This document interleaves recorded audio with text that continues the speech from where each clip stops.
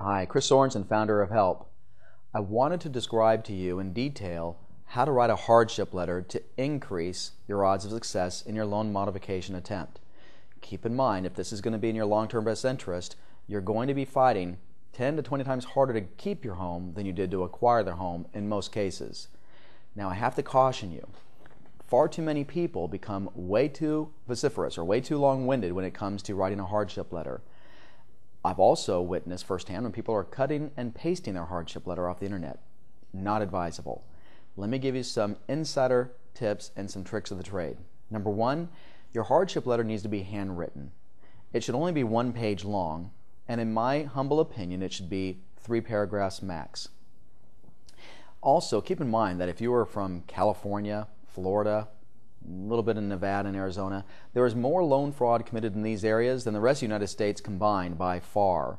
So it's very critical that whatever you state in your hardship letter, you can back it up with empirical evidence, meaning you just don't say something, you back it up from day one. So let's start with the hardship letter first sentence. The very first sentence needs to read, well, what do you want?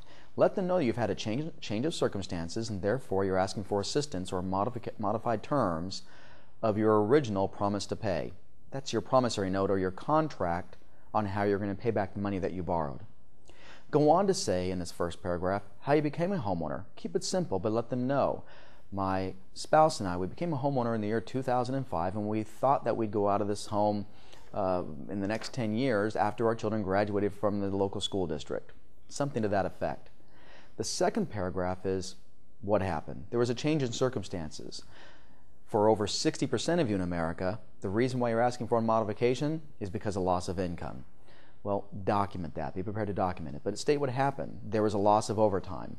There was a furlough. There was cutbacks or layoffs. Whatever it is, make sure you document it, but explain it in brief detail, but let them know what happened. Now, please, I want to underscore this. Please don't sound like a train wreck. What you don't want to do is you don't want to sound so bad that the lender is going to believe that you're not a viable candidate for modification. You want to be able to tell them that yes, something happened, but you've got a game plan. That's the third paragraph. I bought a home. I've had a hardship, but here's what I'm doing about it. In other words, motivate me. Motivate me as a lender so that I can feel good that if I give you a hand up, not a handout, but a hand up, you're going to be okay. A true story, an actual story, is where a couple of county employees, one was furloughed and one was laid off.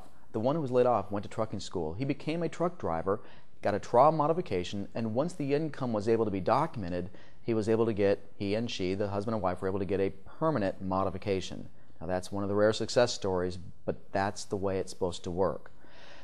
Far too many of you, I'll just close with this, far too many of you are just being shuffled from one person to the next saying just keep filling out more paperwork, send in more updated documentation, and nobody wants to tell you the truth, which is it is very hard to qualify, and if you're on unemployment or your ratios don't work or they don't believe that you've got the ability to repay that debt, all they're doing is postponing the inevitable. And the sooner you begin the healing process, the sooner you'll be able to take advantage of these historic low rates. Don't be left behind. Make sure you tune in to How Soon Can I Buy After a Foreclosure or a Short Sale. Talk to you shortly.